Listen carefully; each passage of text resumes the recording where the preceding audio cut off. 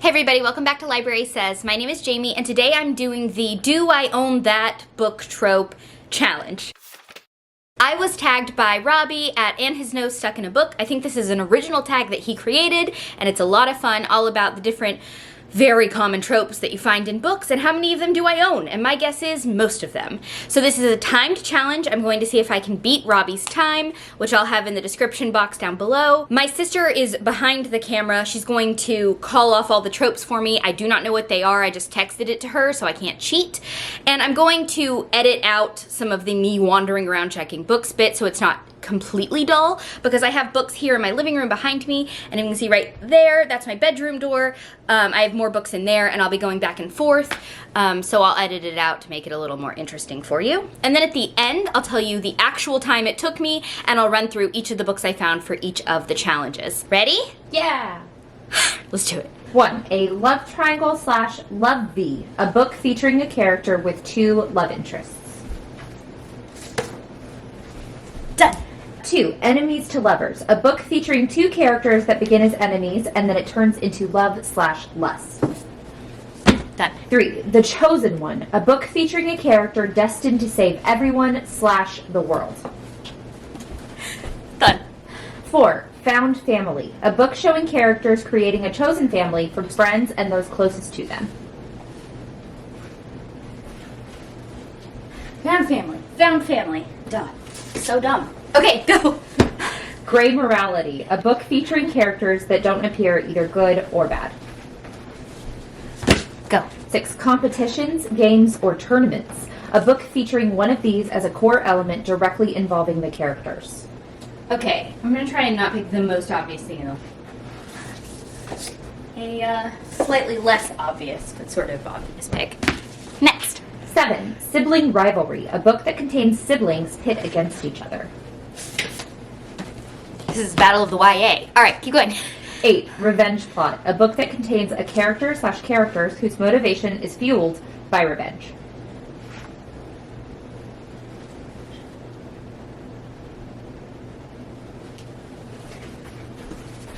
Go. 9. Here Comes the Cavalry, a book that just when your protagonist is going to lose, here comes the unexpected help. 10. The Dark Lord, a book containing a character who appears to be doing evil for evil's sake.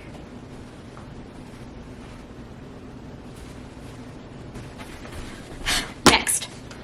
11. The Orphaned Protagonist, a book featuring a character whose parents are either dead before or at the beginning of a book. Next. 12. The Quest, a book featuring the main protagonist going on a journey for a particular goal. Next. Friends to Lovers, a book featuring two characters who have a friend dynamic who eventually develop a romance. Next. The Book-Loving Character, a book featuring a character who loves reading books. Next. Amnesia, a book featuring a character, normally the protagonist, who suffers from amnesia. Next. Magic School, a book featuring a school setting of the magical variety. Next. The Bad Boy Character, a book featuring a character who is bad slash brooding, mostly commonly paired with a sad slash tragic backstory. Next. Resurrection, a book that features a character who you thought was dead is back again.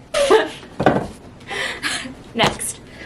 Redemption Arc, a book featuring a character who was previously a bad slash evil character who wants to change.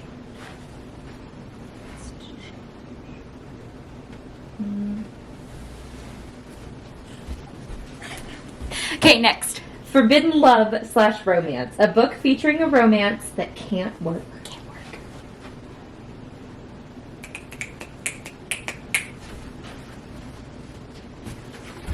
Next. That's it! You're done! Stop your timer! Ah! Okay, it took me 10 minutes and 28 seconds to find all of these books. Let's go through them all. Okay, so it took me 10 minutes, 28 seconds. I definitely did not beat Robbie's time. I think his was like 7 minutes. But I'm gonna run through each of the books that I picked for each of these tropes, and show you what I got. One was A Love Triangle or Love Thee. I went with A Court of Thorns and Roses by Sarah J. Maas. Of course, there's a very complicated love triangle. 2, Enemies to Lovers. I went with Uprooted by Naomi Novik, about a girl who is essentially sacrificed to a wizard who supposedly eats girls, so it doesn't start out well.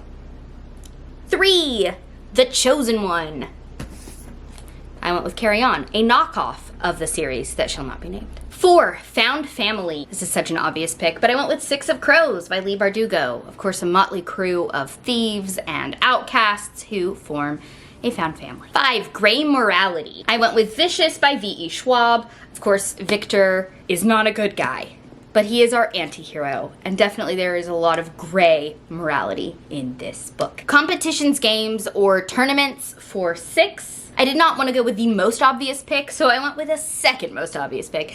Red Queen, there's obviously a tournament in this first book that has to do with superpowers, essentially. 7, Sibling Rivalry. I went with City of Heavenly Fire. Book 6, In the Mortal Instruments. Without spoilers, our main character has a sibling. There's a lot of drama. 8, Revenge Plot. I went with One of Us is Lying by Karen M. McManus. This is a sort of Breakfast Club inspired thriller where a bunch of kids are in detention and one of them dies. And it had to be one of them, and who was it? Revenge is certainly at the heart of the whole shebang. 9, Here Comes the Cavalry, a book that just when your protagonist is going to lose, here comes the unexpected help. I went with basically the original Deus Ex Machina, in Return of the King, the Eagles, give me a break. What do we do without magical eagles showing up in the moment of need? We die. 10 is The Dark Lord, a character doing evil for evil's sake. I picked the first book in the Black Dagger Brotherhood series by J.R. Ward. This is Dark Lover. This is about warrior vampires who fight the Omega, who is a sort of demonic, ultra evil character doing evil for evil's sake. 11 is The Orphaned Protagonist. For this one, I picked Gemina, the second book in the Illuminae Chronicles by Amy Kaufman and Jay Kristoff. Both of our characters are orphaned, either before or during the start of this book. Number 12 is The Quest. I went with The Thief by Megan Whalen Turner. This is the first book in the Queen's Thief series, and this whole book is basically a quest. It's fabulous. If you haven't read it, the last book in the series just came out, so now is a great time to start. 13, Friends to Lovers. I went with Maybe Someday by Colleen Hoover, one of my favorite Colleen Hoover books. It is about two people who are both musicians who come together to make music together. Meanwhile, at the start of the book, they both have significant others, and so they are initially just friends, but of course that leads to some drama down the road. But definitely Friends to Lovers. Number 14, The Book-Loving Character. I went with Fangirl by Rainbow Rowell, one of my favorite books of all time, and it is of course about Kath, who writes fan fiction about a Harry Potter-esque series, the Simon Snow series that then became Carry On. She loves books. She's me. Number 15 is Amnesia. I went with Restore Me, which is book 4 by Taha Namafi in the Shatter Me series. Unfortunately has an amnesia element that it introduces literally in the 4th book of this series. It's stupid and it craps all over the first 3 books of the series. But it does include that element, that trope, so there you go. Number 16, Magic School. I went with Vampire Academy. They are vampires, but they are learning magic, and it's a school. Number 17 is the bad boy character. A brooding bad boy with a tragic past. Of course, I went with City of Bones because what is Jace but a brooding bad boy with a tragic past? It's perfect. Probably should have gone with Will. He's even better, but...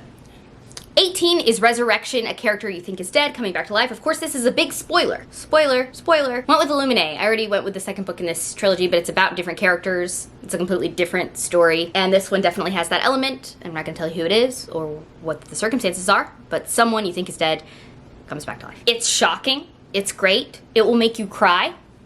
19, a redemption arc. A character that used to be bad, trying to be good or change his ways or whatever. I went with Gabriel's Inferno by Sylvain Reynard. This is a book about Gabriel who has a shady, checkered past and then reunites with a woman he didn't even know he knew.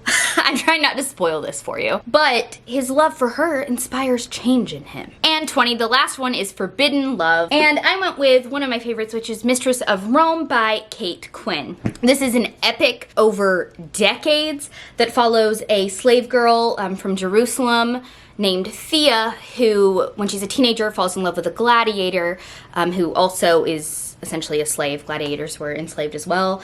They're not supposed to be together, and they fall in love and are separated, and it follows their whole relationship and so much. And when they are finally reunited, she is the mistress of the Emperor of Rome. So not exactly free to mingle with gladiators, ex-gladiators.